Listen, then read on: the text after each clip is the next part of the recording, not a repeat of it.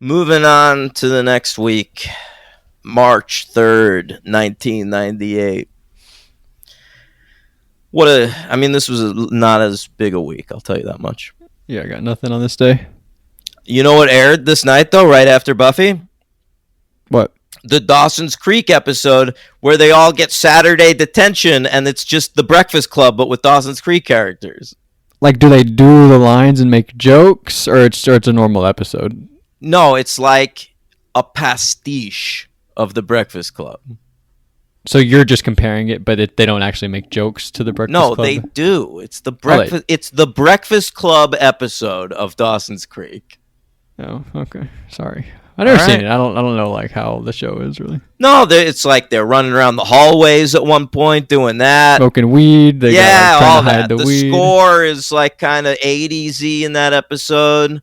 At one point, my dad used to beat me every day. Whatever. Yeah, no, Pacey had some shit like that. He's sort of the bender of the episode. And at one point, someone throws a basketball at someone's face. I wish I could remember who, but it was good. What about the part where they're like, and we taped the guy's butt cheeks together and he couldn't walk? I don't remember. But that's my favorite part. It's a great episode. It's probably a top 10 episode of Dawson's Creek. All right. So, number one song, Still My Heart Will Go On, but over there, I'll tell you what, the big album released this week was Ray of Light by Madonna. And so in England, in the UK, the number one song was the first single off of that album, Frozen, which is a fucking killer song. All right. I'll be honest, I forgot what you've given me to be the outro at this point, and now there are like 15 songs. I know. It's a little overwhelming. I guess I'm going to know when I listen back. Brimful of Asha is what I told you, but... you really could also use like Sunny Came Home or How Do I Live or Frozen, anything. All right, we'll see. All right, the number one movie in America, you guessed it, Titanic. Yep. Okay, but I'll tell you the big releases this week. Number 4, which was disappointing at the time, was Dark City, which was a cool little sci-fi movie. It's the follow-up by the director of The Crow, and it didn't do well, but it's a cool movie. Number 7, though, Krippendorf's Tribe. Let's talk about it. Have you ever seen that movie? Never even heard of it. All right, here's the premise. Richard Dreyfuss plays Krippendorf. He's a professor of archaeology, and he gets funding to go research an indigenous tribe of people in Africa. Okay? Yep. So he goes to Africa, can't find the people, but he tells the people who are funding him, I'm getting great stuff out here. Wow. All right. So then he gets back home. He's got his family, 2 kids, and he uses his assistant, played by Jenna Elfman, and they go into their backyard, put on blackface and a bunch of like native garb, and they pretend that they're the indigenous tribe, and they film themselves oh my God. doing shit. It is one of the worst, most racist movies ever made. Yeah. And I, of course, love every second of it. Okay. All right. Who's responsible for this? Who made this?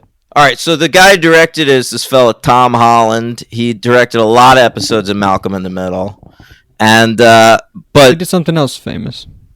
Probably. Oh, I think Child's Play. Yes, Child's Play, that's it. Or one of the Child's Plays. It's the first one. No, that might be Tom Holland. This is Todd Holland. Oh, I thought you said Tom Holland. No. Oh, yeah. Yeah. But I'll tell you what, Natasha Lyonne plays the daughter, so you get to see her in blackface. And at one point... We saw her in Greenface and Scary Movie 2 the other day. Sure did. And at one point, Richard Dreyfuss and Jenna Elfman get so turned on while they're in blackface that you get a fuck scene between them in blackface. Who was the guy again? Richard Dreyfuss. Oh my God. And Jenna Elfman? Yes. Holy cow. How is it? It's one of the worst movies ever made. You must the sex see scene. It. How's the sex scene? I mean, it's like PG, so it's not great. Yeah. All right. And then at number 11, debuting at number 11, even worse, is Kissing a Fool, which is a love triangle rom-com where it's one lady, I don't remember who it is, but the two dudes are David Schwimmer and Jason Lee. All right. All right. Fine enough. Great. You want to know what's going on in wrestling that week? We're gearing up for WrestleMania 14. Wow. What's your favorite WrestleMania? Whichever one was 2001. It's 17, I think. Okay. WrestleMania 14, though, the big main event of that is Shawn Michaels defending his title against Stone Cold Steve Austin. And Stone Cold's going to win the title for the first time. So we're gearing up for that because Mike Tyson is the special guest referee of that match. And he's introduced as a fan of Stone Cold, and then he turns on Stone Cold, works for Shawn Michaels. But then at WrestleMania, it turns out that was a ruse. He's still with Stone Cold and helps him win. Yeah, I'm aware of this storyline. Yeah. Also on Raw this night, we get a cameo by Jennifer Flowers. You familiar with her? I'll say sure. She's yet another woman who accused Bill Clinton of sex abuse. Or like at this point? Yeah. Wow. All right. All right, that's all I got. Our writers for this episode, Rob Deshotel and Dean Batali. The last one, right? This is their last episode ever, but I think the last one they wrote was actually the last one they wrote because this episode was written... Phases. Yeah, I remember Phases. I loved that one. This was actually written for the first season of Buffy. All right? They wrote it for the first season. It didn't end up getting made. And then they repurposed it for the second season. They added all the stuff about Angelus. Okay. All right? And if it seems kind of bad and rudimentary, that's why. I don't know. I'm not a big fan of this episode. I sort of like the hospital setting, how Buffy sort of doesn't want to leave at a certain point. She gets too invested. I sort of like that element. Think about how it's in the hospital, and there's also like a kid roaming around the shadows helping Buffy. I kind of think maybe they used some of these ideas for Nightmares in season 1. Nightmares?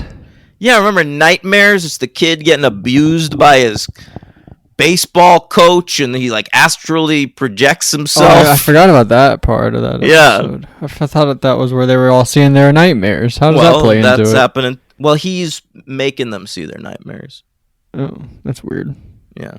I like this more, I think. I don't know, actually. I don't know. I think I like that one more. But our director, it's an interesting director. Darren Sarafian. This is his first and last episode of Buffy. He is a Nepo baby. He's Robert Altman's nephew. Wow. Yeah. But before this, he's kind of been a journeyman TV director since around this time. Buffy was one of his first TV credits. But before this, he was a movie director and directed a great movie, Logan, called Terminal Velocity, which is an action movie involving skydiving starring Charlie Sheen. All right. Never seen it. Legit great movie, okay?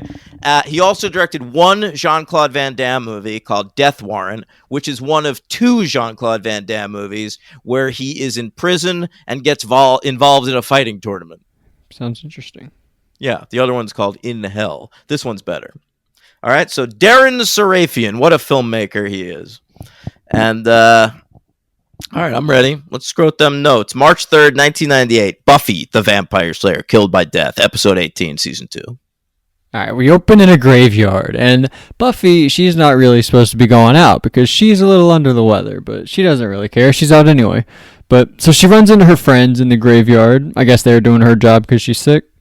Yeah, this is the first time we ever see, I think it's the first time we ever see, like, her friends patrolling for her on her behalf.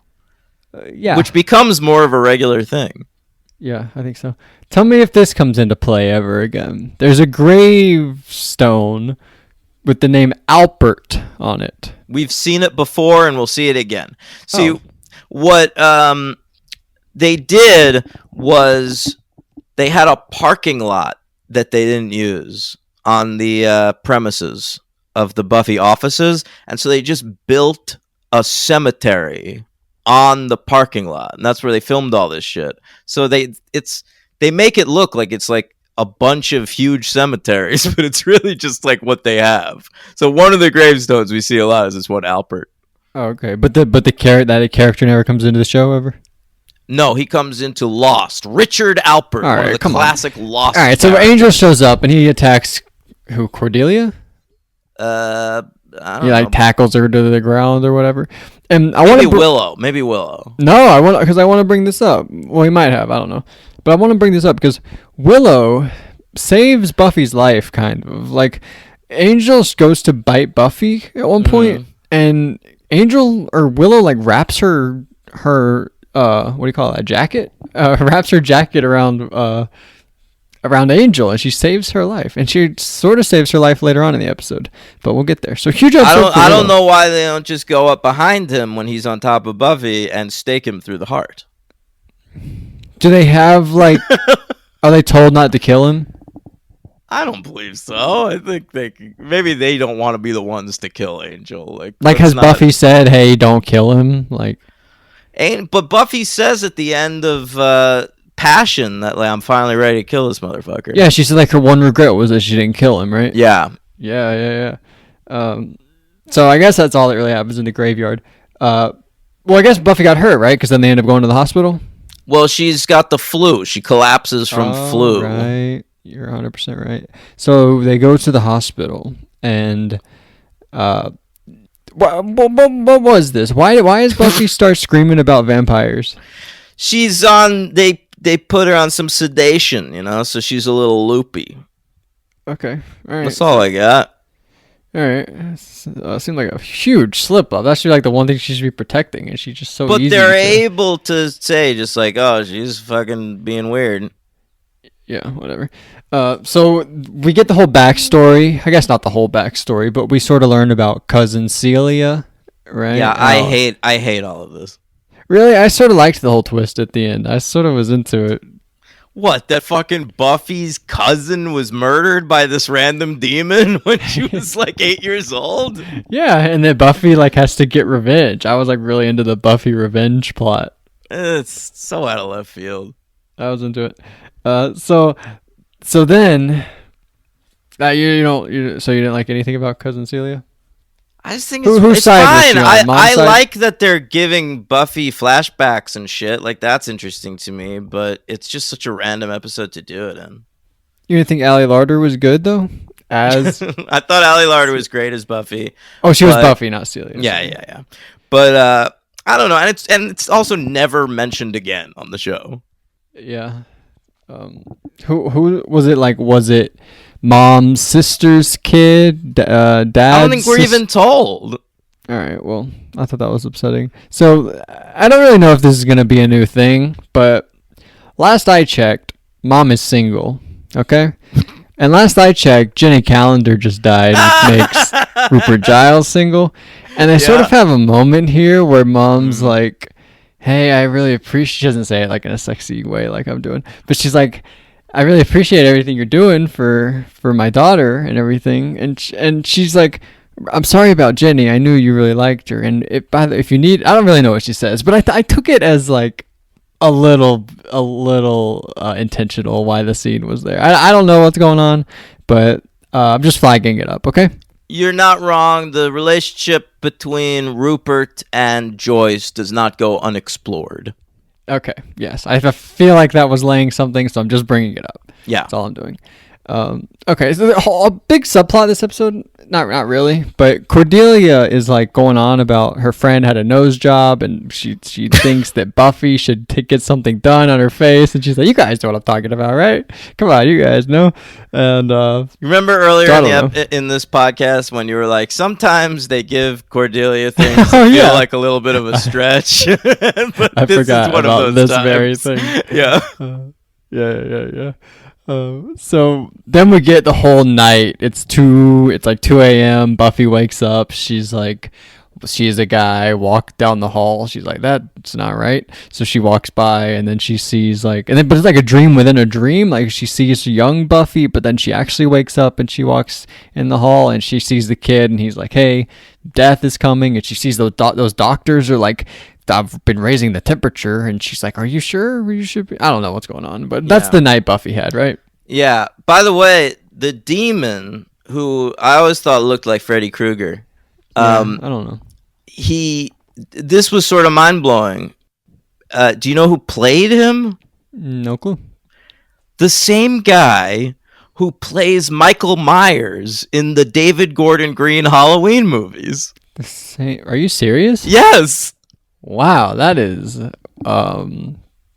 that's incredible. Yeah, that was wild. Like I never knew. I've learned well, I never knew that before because those movies weren't out when I was super into Buffy. But yeah, that was crazy to find out. That's very cool. All right, I thought they could have made him a little cooler. Like they sort of made him scary looking, but I don't know. He sort of walked just like normal. I sort of thought his character should have been more something. I agree. Make him a little more interesting. He's definitely creepy. I like the weird teeth, and the eye thing at the end is cool.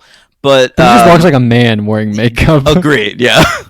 Yeah, I wasn't so into that. But so that's what happens there. And there's a later Buffy villain, like Buffy demon, that sort of hovers. He just floats through the air, and I thought that would have been cool for this character. We just talked about the other day, The Haunting of Hill House. There's a great villain, one of the ghosts in that show. The way he gets around is he levitates, but he uses a cane. And so you hear the cane, but you don't see any feet. Right. He's levitating. That's fucking one of the scariest things ever. I love that. I remember when I was in college, I hated Guillermo del Toro's Pan's Labyrinth. And so I decided I could create a demon. Give me less than 5 minutes. I could create a demon that's as good as anything in Pan's Labyrinth. You're like me. Yeah, like you. And so I did it, and you succeeded. And I succeeded. And one of the things I remember about that demon was he had a yo-yo, and you'd hear him behind you walking the dog before you saw him. That's good. I like that. Thank you. That's very good. Oh man. So, all right. So this is the moment we were talking about where Angel shows up and he's talking. Xander's like, she doesn't want to see you. They're having a moment, and Xander says something pretty good. He's like, "Won't you come back during the day?" Oh wait, you can't. You can't get out during the day. And they sort of have a moment where Xander doesn't really back down. He sort of just Xander fucking steps up, dude. Yeah, it's good. It's good. He's good here. I think Xander's very good. It ends with him going like, "You're gonna die, and I'm gonna be there." Yeah, I thought that was great. I didn't want to bring that up because I didn't want you to respond to it and say. But also I don't really know how Angel and Buffy go because they go on at the same time, and I don't know if I don't really know how it all plays out. So I didn't want to bring that up. But you're right, that does happen. And so, sort of a part that did this remind you of Ray J? Ray J, who fucked Kim Kardashian on a sex tape? Yeah, this Brandy's brother. This line that he says, where he says, I don't remember the exact line, but he's like, "Does it upset you that I got there first?" Yeah, it's like that song that Ray J has. I hit it first. I don't know that song. What, you don't know that song? You made a song, and he gave it, I think, to Kanye, or maybe it's the person before Kanye. It was called "I Hit It First." Maybe that's the outro. It's a great song. Okay, I'll check it out. Oh, you have to. I'll remind you after the episode. Okay. But that reminded me of Ray J, so I thought I'd bring that up. Yeah. Yeah. So, I thought this was a little funny. We sort of to establish the relationship of Buffy and her cousin. We get a great moment where they're playing with pillows. They're like, "I'm under the pillow. You're never gonna find me." And so that's a no. It's not. It's not. She's saying, "I'm trapped. Save me." Whatever. Yeah. Whatever. And Buffy's a superhero called Power Girl, which is a real DC superhero. I don't know why they used that name. Oh wow. Anyway, so that happened to give us a little backstory. And then you know what I thought Xander's best joke of the episode was? What's that? When they're like walking Buffy in that wheelchair outside, and she says like the kids say they think it's death, and Xander goes, "Well, don't." if that dude asks you to play chess, don't even do it. He's like a whiz. I don't get it. It's a reference to Ingmar Bergman's The Seventh Seal. Oh, I couldn't believe it. Like Xander, who earlier this season couldn't spell the word bitch, now making Seventh Seal references. Yeah, and he said the only Spanish I know is taco and burrito or whatever. Yeah, and Chihuahua. Chihuahua was it burrito and Chihuahua? Yeah, and then he says "ay caramba." I also know that. Ay caramba. Yeah. All right. So then, they all there's like a nurse in there, so they all go for a walk, right? Oh, that's why that's what you were talking about when he makes that joke. And so she basically recaps them like what happened that other night at 2 a.m. And Xander says like, "Well, do you need any help?" And then cut to them having to help, right? Is this when Cordelia flirts with the security guard? Yeah. Yeah, I like that too. I sort of thought it went a little overboard at one moment. Did you think so? I think I know the moment you're talking about. Where she touches his belt? No, I didn't care about that. Oh, I didn't like the line like, "That's my mantra." No, I didn't like the moment where she touches his belt. I thought she was succeeding without having to touch his belt. I thought it was a little Well, much. she's also trying to make Xander a little jealous at this point because he's so worried about Buffy. Really? Yeah. Do you know who the security guard is? Jonathan. Good guess. No, it's Willie Garson, the late actor Willie Garson, Oh, no. who played Stanford, Sarah Jessica Parker's gay best friend on Sex and the City. Throughout the whole run? The whole run and both movies and the reboot. I think he died while they were filming the reboot. So why don't you say late great? He is great. The late great Willie Garson, Yeah, come on. aka Stanford. Yeah, that was like just putting his name on the gravestone just now, just saying, "Oh, he died," not just saying the late great. No, you're right. You're right. He's one of the classic gay characters in TV history. Yeah. By the way, I want to flag this up because I think A Star Is Born ripped off this movie. There's a moment in A Star Is Born where they're sitting at the bar and he's like, "I really like your nose," and he touches her nose. He does that little finger on the nose thing, Yeah. and she says like, "You have a great nose," and she like does the little finger on the nose trick to him. Well, let me tell you something. Something that they cut out of this episode is when she goes to find Xander again, she turns around to the security guard and says, "I just wanted to get a look at you." Wow, that happens later, or I missed that. They cut it. They cut it. Oh, It's oh, they deleted cut that scene. Yeah. Wow, that's really funny.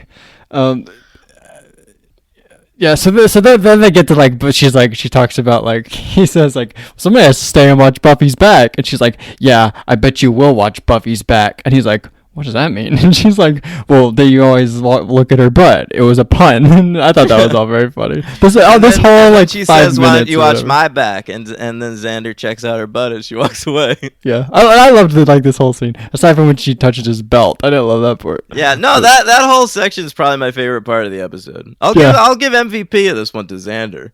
I agree. Not to spoil too much, but I love Xander in this episode. And so then Giles, so while those two are doing that, Giles and Willow are they're doing research about that old man doctor who was like raising temperatures, Right. remember? So You know and who played that guy? Did you recognize him? yeah, that was Jonathan. Come on. That's gonna, I don't know. It was I don't look up Mr. any of the actors. It was Mr. Wilhelm, one of George's bosses at the New York Yankees on Seinfeld. Are you serious? Yes. No, I didn't recognize him, but Yeah. that's awesome. I'm sorry I missed that. But Giles and Willow basically they think they've got the guy, right? They're like, this is our man. He's the one that's doing all the bad shit. But then later we see him like go do. He sort of looks villainous when he's like doing all the evil shit, like but I guess that's just normal doctor procedure. Doctors are evil. Yeah, that's your take. Doctors and teachers are evil. Is your take that they're like And cops, police officers and lawyers.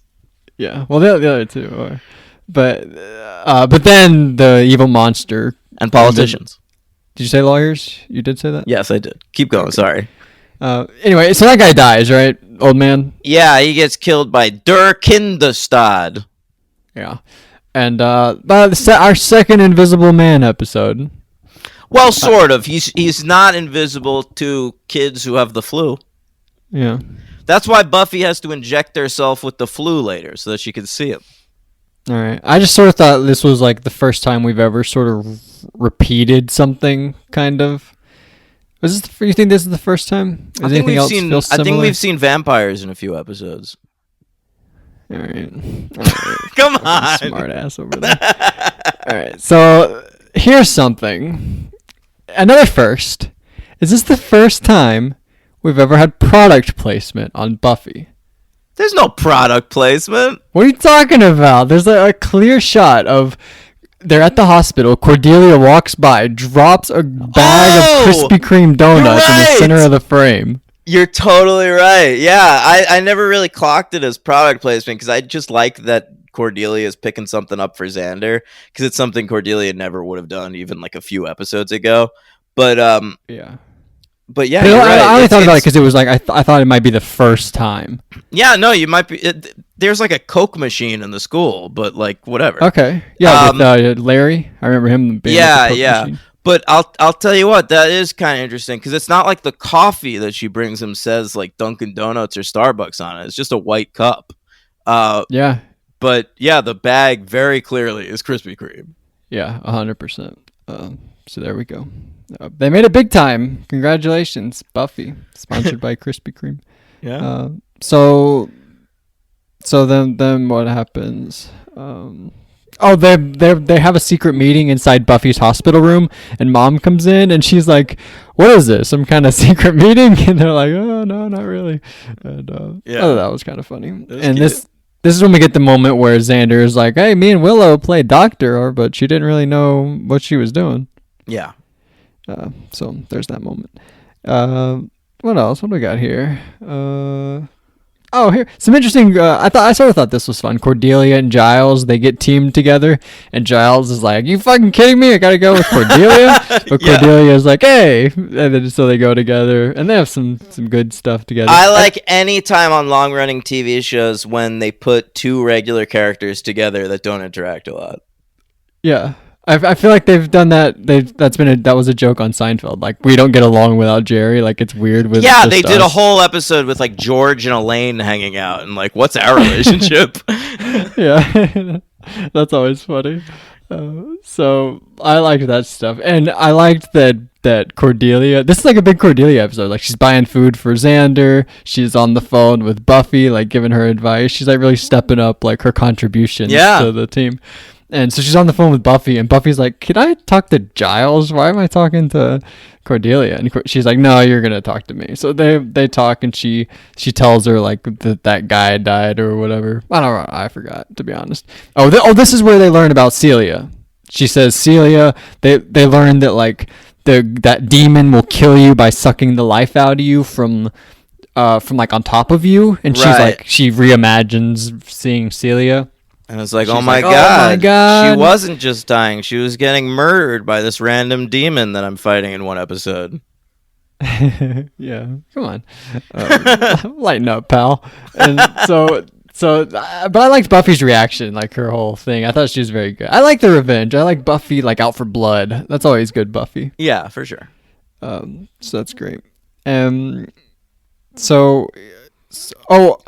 This is when Willow saves Buffy's life again. The second time in a lot of good MVP contenders. I think if you wanted to, you could go Xander, Willow, Cordelia, or Buffy.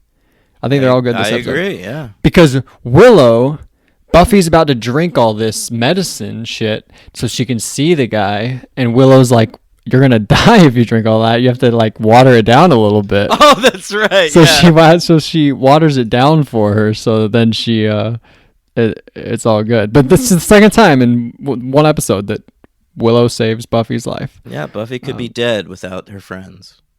Yeah, and she like tried to thank Xander for saving her life once. Is she gonna do the same for Willow? Yeah, in the first episode of season 3, she does like this slutty dance with Willow. Yeah, I mean, I think something has to come out of this. I'm bringing it up for a reason. No, I actually do think it's sort of acknowledged. Okay. And then Willow does this thing where she's like, "Oh, the frogs are all over me. Oh no, the frogs!" And so the I don't know. So the security distracts them. That was a callback. We were told in an earlier episode that Willow has a fear of frogs. Really? Yeah. Oh, She like wakes up from a dream in the library and she screams, "Don't tell the tadpoles," or something. And Giles is like, "What the fuck was that?" And she's like, "I'm afraid of frogs." Okay. That's sort of familiar. So we we uh we fight the guy, right? Yeah. And Buffy snaps his neck. Yeah. Just like Jenny Calendar. Yeah, it's just like, I learned something from my boyfriend. Oh man. By the way, I don't know about you, but anytime I see a neck snap, I can't help think about happiness. That's like one of the great neck snaps ever. You know what my favorite is that I think about a lot? What? There's one episode. I have another one. Go ahead. Okay. There's one episode of Lost where Saeed, classic Lost character, he trips a guy. He's in like, his hands are tied behind his back. So he's like immobilized and he's sitting on the ground and he trips a guy and then wraps his legs around the guy's neck and snaps it. With his legs? Yes. That's pretty good. It's awesome. That's pretty good. I got you. You remember the one in Fear? No.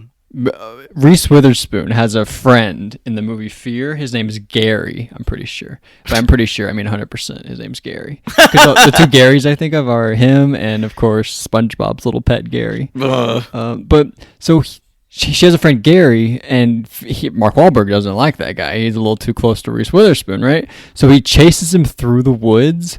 And that guy like trips and falls a whole bunch, and then he's fucking Mark Wahlberg snaps his neck.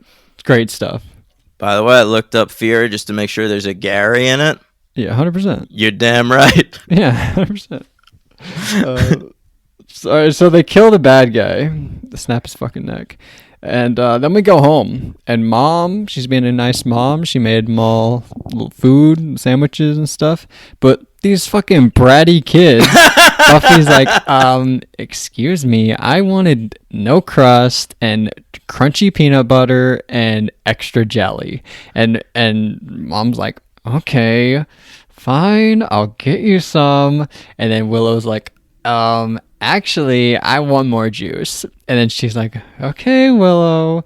And then Xander's like, actually, I want more of my snack. And this is actually pretty funny. Mom's like, we're actually out of that. And he's like, no, I hid some. There's an extra one behind whatever. Behind the raisins. I thought that was very funny. Yeah. And then when Joyce walks out, he turns to Buffy and goes, why's your mom trying to bogart the chips? We learned that Buffy's drink is 2/3 orange juice, 1/3 grapefruit juice, which actually sounds really good. Yeah, I was gonna bring that up too. Does sound really good. And then it ends where we get some mail from the little kid. Earlier he was drawing like that demon guy. you know how little kids draw evil shit. And so he drew Buffy killing the demon, and she's like, Mom's like, oh, that's sweet. He drew a picture. Yeah. I don't know. Mom's very stupid sometimes. Yep. What are she and Giles gonna talk about? Giles is very intelligent. I'm sure Mom is too. It's a fair point, man. They're both like, well, I don't know. Well, it's explored. You'll see. We'll talk about it if it happens. So that's it, right? That's it. I give it a 3. I knew you would. I'm gonna give it a 2. No, I think there's enough there with the revenge stuff. Everyone's really good here. But am I thinking about? Yeah. Okay. Well, I think it's between Xander and Willow for my MVP, and I'm gonna go Xander this episode. Same. Wow, look at us. And LVP, what do you got? You know, I'll tell you what. I'm gonna go with Angel. I just feel like he's so out of place in this episode. I feel like his first appearance after murdering Jenny Calendar should be way bigger than this. I always thought you could have lost him from this episode entirely. I'm going to go with the villain. I think he should have. There should have been something else to him. Fair enough. I think he looks pretty cool, but there should have been an extra choice there. Something else should have been going on. Okay. So there we go. Oh, I guess we gotta rank this with everything else. Yeah, read me my list from the bottom up. iRobot, Eugene, Puppet Show. Is it The Puppet Show or just Puppet Show? The Puppet Show. iRobot, Eugene, Puppet Show, The Puppet Show, Reptile Boy, Bad Eggs, Inca You Mummy. put this third to last. So what? Between Reptile Boy and Puppet Show? Yeah. What's Reptile Boy? That's the one with the frat party. Oh yeah, she calls him. She's like, "Hey, Reptile Boy." I know. That's the one thing you remember. That's so funny. Oh man. That's when Cordelia's dating that guy. The guy from the Dingoes Ain't My Baby. Oh no. She's on the outs with him in that episode. She's dating the frat guy. She wants her to date the frat guy with her, right? Right, exactly. Yeah, 100%. I'm sorry. All right, and I will put it. I think I will put it between. I think I put it between the Puppet Show and between. No, it's better. It's worse than Out of Mind, Out of Sight, right? Yes. Yeah, I'll put it between Out of Mind, Out of Sight and Inca Mummy Girl. Okay, I think Inca Mummy Girl is better than this. Yeah, I kind of agree too. Between Inca Mummy Girl and The Harvest, so second to last. Oh, The Harvest. I guess I just really like The Harvest has Buffy Luke episodes. in it. Yeah, but it has. I know. It's all about Jesse. I know. We talked You hate about Jesse. that. Okay. You want to know what's Patreon. coming? Patreon. Yes. Yeah, please read the Patreon.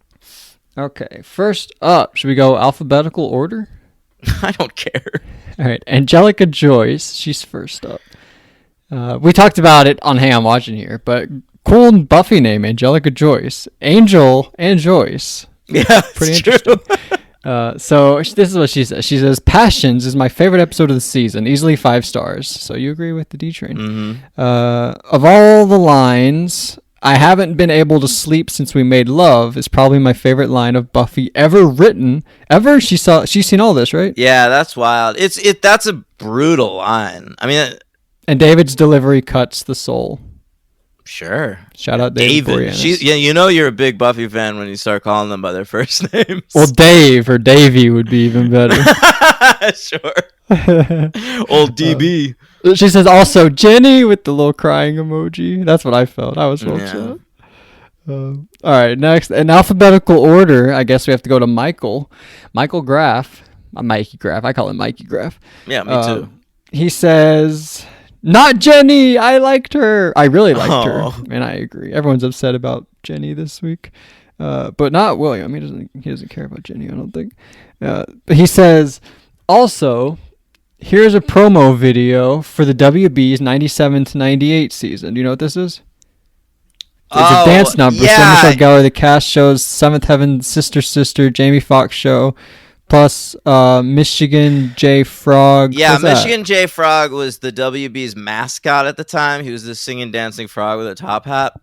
And they did a lot of this sort of thing in the early days of the WB. They'd get like all the casts of the shows to like perform something. It was really stupid and bad. Okay. I'm sure it's very funny today. All right. Well, he sent a link if anybody wants to watch it. It's on the Patreon. So yeah, I'll watch it after the episode. You have to watch Ray J after this, okay? I will. I think maybe that'll be the outro since we've mentioned it enough times. And then William says, Passion's new high watermark for the series, incredible score, and love the Angel bookending voiceover. William, did you know that Michael Bookhead, what's his name? What? what's Giles' name in real life? Michael Bookhead? Anthony Stewart Head. Anthony Stewart Head. Did you know he made the music? He does like on the music or something like that. I did know that. No, I was telling William because he loved the score. Yeah. And then he says that demon in the second ep is the stuff of nightmares. Horrifying. Yeah, he was spooky looking. And he does remind me of the episode Nightmares. Oh shit! Whoa, what a callback to Nightmares. Thank you guys for giving us so much stuff.